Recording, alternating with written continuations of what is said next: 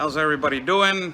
Share this video, please, so we can start. I will wait for some people to join in here so we can get this information out.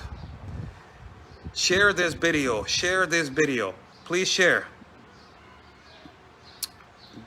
God bless everybody that is watching.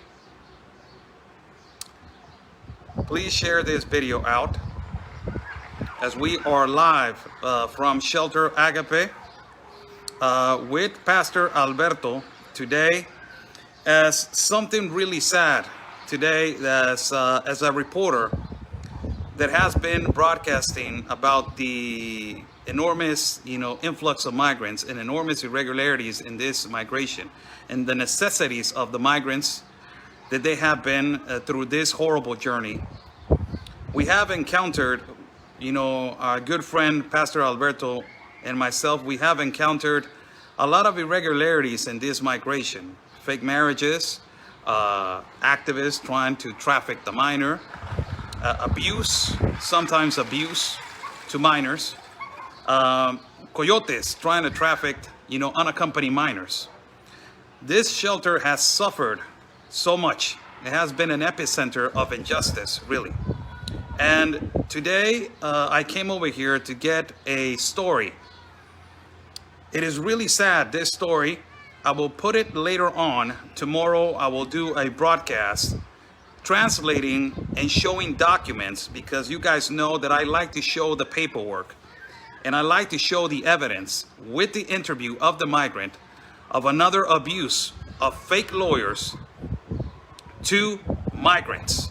Again, another abuse of fake lawyers to migrants.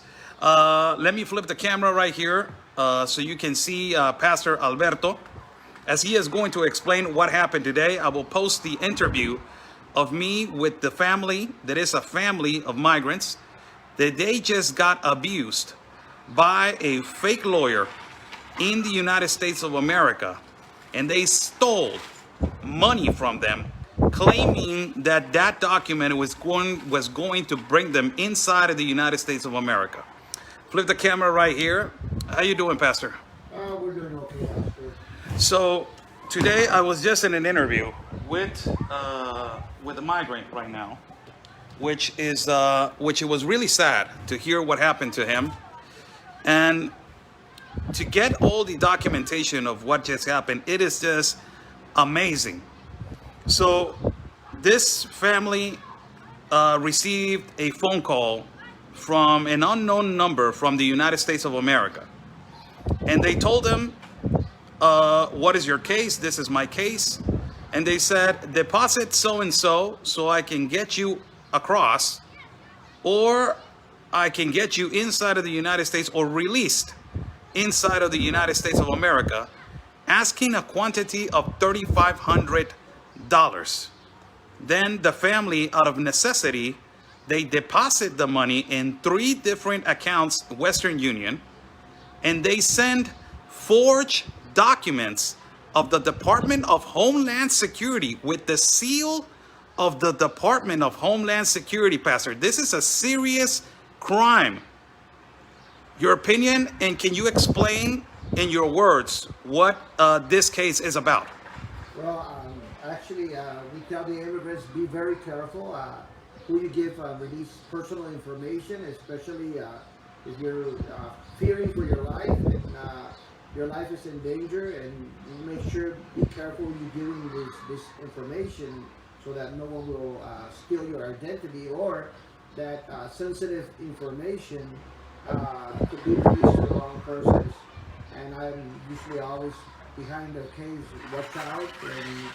But in this case, what happened is the immigrant had already filed some documentation that he wanted to go to the United States, and someone called him, allegedly was an attorney, and actually told him his name and told him about the case.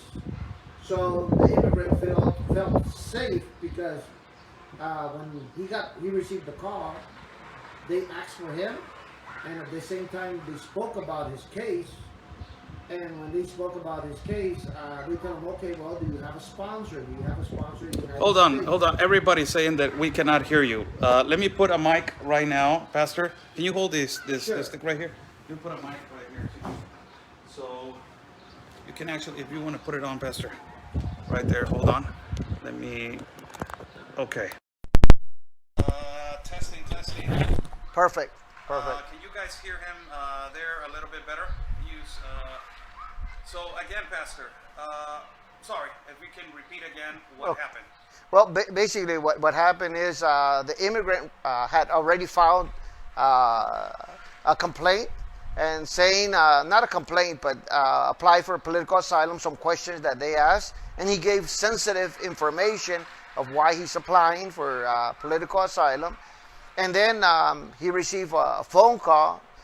The person was asked him for his own name, called him and spoke to him about the case, and told him if he has a sponsor, someone that will sponsor him and that will receive on the United States, and that if he had money to pay a fine, like Wow. to be released, the fine.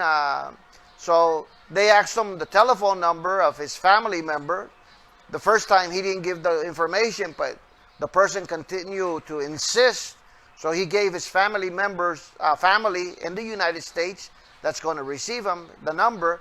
So then they spoke to the family member, and basically they showed him fake documentation from Homeland Security with Wow. with the seal Wow. of Homeland Security, plus also from the ICE department, like the police ICE, like if he was like in a detention center from ICE, and right there was saying that they need to deposit for his release $3,500, and that they needed to deposit that money in Western Union. Wow. So they showed them copies of that document with the family's names and everything. He said, well, if you pay this and you're the sponsor and you're going to receive them, just deposit this money. We're going to take it to the judge, and the judge is going to authorize it, and he's going to be at your house. So the family, they trusted what that attorney had told them. The immigrant here called some other attorney, and they told him, no, don't give money. It's not like that, because allegedly those documents is like he's already like in ICE custody, and like they want to release him. Actually, that's how you interpret it. But the immigrant don't know better, and the family over there didn't know better either. So they deposited the money. When they deposited the money, at the end they found out that everything was fake. That is not correct. They started contacting the attorney. They blocked the number once they received the money, and basically it's a big problem. The problem is that they gave sensitive information Exactly.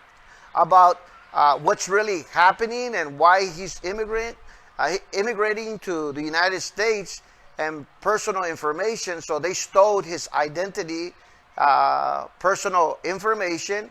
Not only that, but also now they know his family, where his family lives, and information about his family inside United States territory, putting his family in danger in the United States territory, Exactly. plus their own life in danger.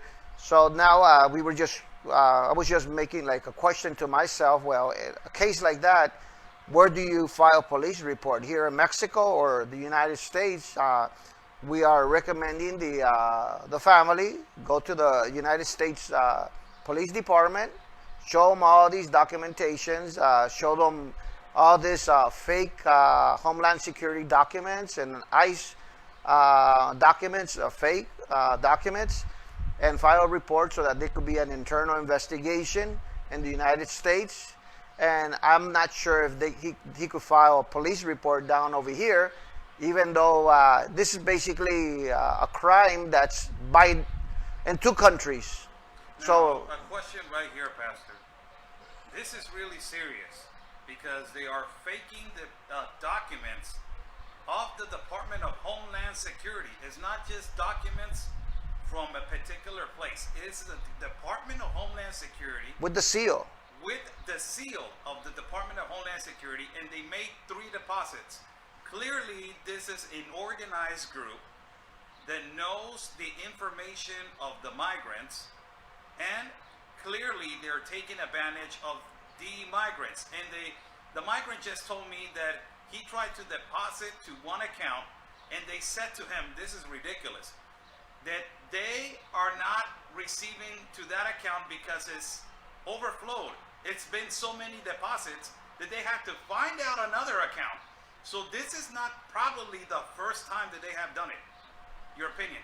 Yeah, well, this usually happens like in our case, we have a whole bunch of immigrants that come from different countries, and we have people from here, from Mexico, that are helping people from other countries, and sometimes they cannot receive money that's coming from other places because you need special IDs to receive the money. So sometimes we have Mexicans here from our shelter that will help immigrants from other countries, and they said, okay, well, deposit it on my name, and they go and they get the money that they are being sent. But all of a sudden, there's like a track record. Wait a minute.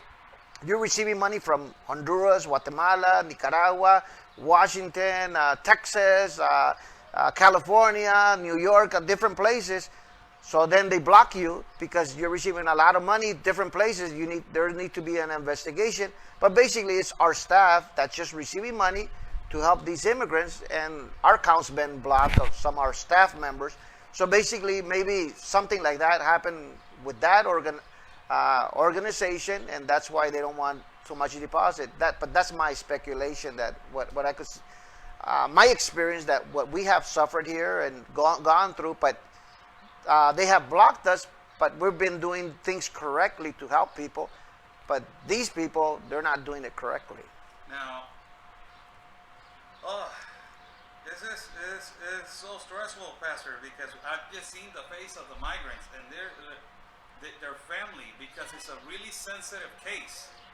That is a really sensitive case, which they know that because of the sensitivity, they will actually deposit in an act of urgency. The family deposit without not even thinking where or how. They deposit $3,500. It's amazing. You're not even going to. It's just the justice needs to be done with this kind of people. Not only that, but the people that are committing these crimes and everything. I mean, they're very good at falsification of. Documents from Homeland Security and also from ICE, from ICE, that I think the situation is very serious, and actually there should be some kind of notice. I would like that Homeland Security and also ICE will say, okay, when there is a fine that you're going to be paying or something, it will never be through Western Union. Or give some, okay, when it's somebody that's a sponsor and you need to pay something, okay, this is where you usually send the money to or something. It's not through Western Union or 3 different accounts or things like that. If they could give some kind of a notice and get some feedback. And basically, I think that our shelter and other shelters need like a little bit of training to train our immigrants just for prevention. For things like this would not happen, and just tell, okay, this is the procedure. This is where you deposit the money. If somebody says it a different way or something, it's a fraud, or it's someone that's getting your information and stealing your personal ID, and it's very sensitive that someone gets your personal ID, because actually they're like criminals that are getting your personal ID, and nobody knows what they're going to do with it. And not only that. Their family, I'm not sure if they probably need to move to another house or a different location or something, because they already know where they live and everything. So it's very delicate, and that has to do a little bit about the security in the United States of immigrants when they go down over there, and the security of people that are inside the United States, that criminals are starting to get their information of where they live also. So it's very sensitive. It's amazing, Pastor. Well, thank you so much, Pastor, for another story on this Friday. I always wish you the best. I know you're going through a situation right now in the shelter. Is everything okay now? Yeah, we're doing okay. We have managed. We have managed. We have adapted to different situations, and we just want to help the immigrants do things appropriately, and everything. And all the time, when it's not one thing or something, our shelter actually sometimes I feel like it's like a drama. It's a new experience every day, different situations. So, and well, I have adapted a little bit to this situation. Well, thank you so much. There Sure. you have it, people. There you have it. Let me flip the camera right here for everybody. Wow, another case. Another case again with this. And it is not the first case. We have seen multiple times these fake lawyers. Also in Tapachula, we saw this again with fake Mexican lawyers that they were taking advantage of Cubans. Now, this is a fake lawyer in the United States of America that is taking advantage of migrants in the border. Well, God bless you all. If you find this video informative, buy me a copy. It's on the top of the link. Thank you so much. Stay safe, and like we always say, peace and love, everybody, because always your country's first. God bless.